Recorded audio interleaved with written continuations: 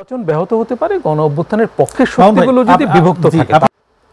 সরকারের একটা বড় সাফল্য এই রিসেন্টলি অর্জিত হয়েছে, সেটা হচ্ছে মানবতা বিরোধী অপরাধের একটি মামলায় শেখ হাসিনা সাবেক প্রধানমন্ত্রী এবং সাবেক স্বরাষ্ট্রমন্ত্রীর রায় যেটাই হোক রায় হয়েছে। শফিকুল আলম ভাই আমাদের কমিউনিটির লোক, উনি জোরালো বক্তব্য রাখেন এবং সরকারকে ডিফেন্ড করা ওনার কাজ, কোনো সন্দেহ নাই। কিন্তু যত দিন যাচ্ছে তত মনে হচ্ছে যে উনি একটু মানে ব্যক্তি এবং গোষ্ঠী ধরে ধরে বলছেন। আমার ব্যক্তিগতভাবে মনে হয় যে এটার প্রয়োজন নাই এভাবে বলার। নীতিগত জায়গা থেকে কথাবার্তা বলাই ভালো। তো সেদিক থেকে দেখলে সরকারের একটা বড় সাফল্য এই রিসেন্টলি অর্জিত হয়েছে, সেটা হচ্ছে মানবতা বিরোধী অপরাধের একটি মামলায় শেখ হাসিনা সাবেক প্রধানমন্ত্রী এবং সাবেক স্বরাষ্ট্রমন্ত্রীর রায় যেটাই হোক রায় হয়েছে। তো এই রায় কিন্তু মানে এটা নিয়েও বিতর্ক আছে, বিতর্ক দেশীয় এবং আন্তর্জাতিক পরিমণ্ডল থেকে এটা নিয়েও বিতর্ক উঠছে। অ্যামনেস্টি ইন্টারন্যাশনাল একটা বক্তব্য দিয়েছে।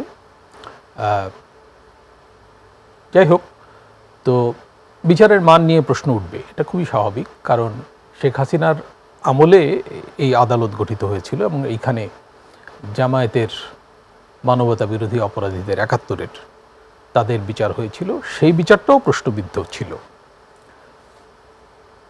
তো দাবি ছিল যে এই বিচারটা এমনভাবে হওয়া উচিত যাতে এটা নিয়ে প্রশ্ন না ওঠে, কিন্তু আন্তর্জাতিক সম্প্রদায় থেকেও কিন্তু প্রশ্ন উঠছে। তো যাই হোক, বিচার নিয়ে প্রশ্ন ওঠে, এটা অস্বাভাবিক কিছু না। আপিলের সুযোগ তো আছে। এখন আপিলের সুযোগ যারা রায় পেয়েছেন, মানে যারা দণ্ডিত হয়েছেন, তারা নিতে পারবেন কিনা এই প্রশ্ন আছে, কারণ হাজিরা দিয়ে আপিলের সুযোগ নিতে হবে, সেটা বোধহয় ঘটছে না। তো এটা একটা সাফল্য যে একটা মামলায় বিচার দৃশ্যমান হয়েছে। বিচারকে দৃশ্যমান করার একটা দাবি ছিল সব মহল থেকে, বিশেষ করে গণ অভ্যুত্থানে যারা নেতৃত্ব দিয়েছে এবং গণ অভ্যুত্থানে যারা হতাহত হয়েছে তাদের পরিবারগুলোর তরফ থেকে একটা প্রচণ্ড দাবি ছিল যে এই ব্যাপারটা আগে। এই সাফল্য আমি বলবো যে সরকারের আছে। আরেকটা সাফল্য হচ্ছে জুলাই জাতীয় সনদ। তো জুলাই জাতীয় সনদ, এটা নিয়েও কিন্তু বিতর্ক আছে এবং গভীর বিতর্ক প্রধান রাজনৈতিক দলগুলোর মধ্যে, যেগুলো মাঠে আছে। আওয়ামী লীগ তো মাঠে নাই।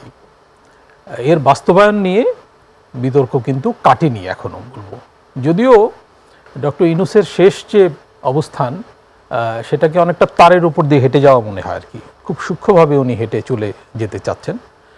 কিন্তু বিতর্কটা রয়ে গেছে। সামনে যে গণভোট আছে জাতীয় নির্বাচনের সঙ্গে, তাতে পার্টিসিপেশন কেমন হবে এবং কি রায় আসবে, এটা কিন্তু এখনও মানে প্রশ্নবিদ্ধ এবং এ নিয়ে সংশয় আছে। অনেকে বলছে যে বিএনপির সমর্থকরা যদি না ভোট বেশি করে দেয় তাহলে গোটা সংস্কার প্রক্রিয়া বাতিল হয়ে যেতে পারে, কারণ আওয়ামী লীগ সমর্থকরাও না ভোট দেবে, কারণ এরা তো এই সরকারের সব কিছুতেই বিরুদ্ধে। এবং জামাতও ঘোষণা দিয়েছে যে না ভোট, হা ভোটের জন্য তারা উদ্বুদ্ধ করবে। হ্যাঁ, জামাত ঘোষণা দিয়েছে, কারণ সরকার অবস্থান নিয়েছে সংস্কারের ক্ষেত্রে জামাতের দিকে অনেকটা। শেষে ব্যালেন্স করেছেন ডক্টর ইউনূস, যে ওই যে সরকার যারা ক্ষমতায় আসবে ইশতেহার অনুযায়ী বাস্তবায়ন করবে, এই জায়গায় উনি একটা ব্যালেন্স করেছেন। ব্যালেন্স ওনাকে করতেই হচ্ছে, কারণ না হলে কিন্তু নির্বাচনের পরিবেশ নষ্ট হবে। বিএনপিকে আন্দোলনে নেমে যেতে হবে। বিএনপি কিন্তু কখনো আন্দোলনে নামেনি, জামায়াত বারবার আন্দোলনে নেমেছে বা নামার ভাব করেছে তার সহযাত্রী যারা আছে তাদেরকে নিয়ে। তো কখনো নির্বাচন কমিশন নিরপেক্ষতা নাই, কখনো স্থানীয় সরকার নির্বাচন আগে চাই, কখনো নভেম্বরের মধ্যে গণভোট চাই। এইসব অদ্ভুত দাবিতে জামায়াত কিন্তু বারবার আন্দোলন জমানোর চেষ্টা করেছে। এগুলো প্রচেষ্টা নাকি নাটক, এ নিয়ে প্রশ্ন আছে। মামুন ভাই, এই যে জামাত বারবার বিভিন্ন দাবি নিয়ে রাজপথে আসছে, জানাচ্ছে, আপনি বলছেন, আসলে এই চাওয়ার পেছনে কি শুধু চাওয়াই না অন্য কোনো কিছু আছে? এই তো আমি তো বলছি যে মানে এটা খুবই সন্দেহজনক যে জামায়াতের এই আচরণ। যেমন স্থানীয় সরকার নির্বাচন নিয়ে তারা কিন্তু দীর্ঘদিন লেগেছিল, যেটা হতে হবে, এর আগে কোনো নির্বাচন হতে পারে না। এখন স্থানীয় সরকার নিয়ে কোনো বাতচিত নাই।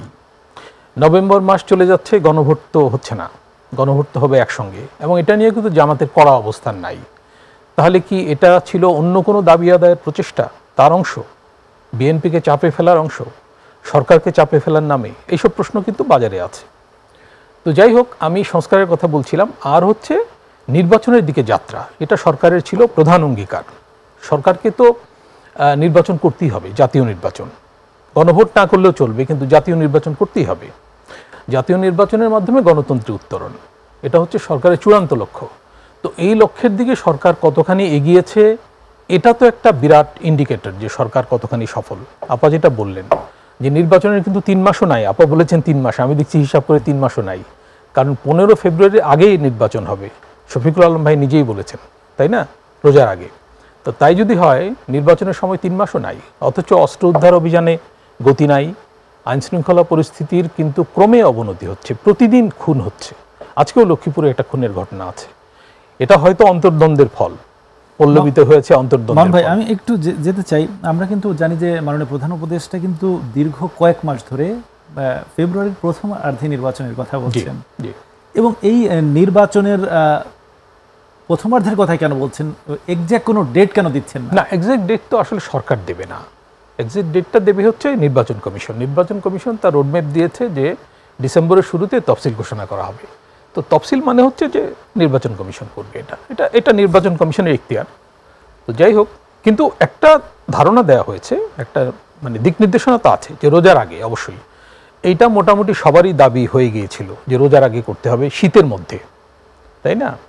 এবার শীতটা মনে হয় একটু আগে এসছে, ফলে শীতকাল কিন্তু আগেই শেষ হয়ে যেতে পারে, গরম পড়ে যেতে পারে আমার মনে হচ্ছে, মানে ফেব্রুয়ারি শুরুতে গরম পড়ে যেতে পারে। যাই হোক, তারপরও বৃষ্টি বাদলের আগেই নির্বাচনটা হয়ে যাবে, যদি সব কিছু ঠিক থাকে, যদি পরিস্থিতির আর কোনো অবনতি না হয়। যেমন শেখ হাসিনার বিরুদ্ধে যে রায় হয়েছে, এটা ঘিরে একটা পরিস্থিতির অবনতি আমরা দেখছি আওয়ামী লীগের তরফ থেকে। তবে রায় হয়ে যাওয়ার পরে মনে হয় যে হট্টগোল একটু কম, গণ্ডগোল একটু কম, সম্ভবত যারা করছিল তাদের উৎসাহ কমে গেছে, ভাটা পড়েছে। তো আওয়ামী লীগের দিক থেকে আমি বলবো একটা ছেলে মানুষই চলছে। এইভাবে কিন্তু নির্বাচনী প্রক্রিয়াকে ব্যাহত করা যাবে না। নির্বাচন ব্যাহত হতে পারে গণ অভ্যুত্থানের পক্ষের শক্তিগুলো যদি বিভক্ত থাকে।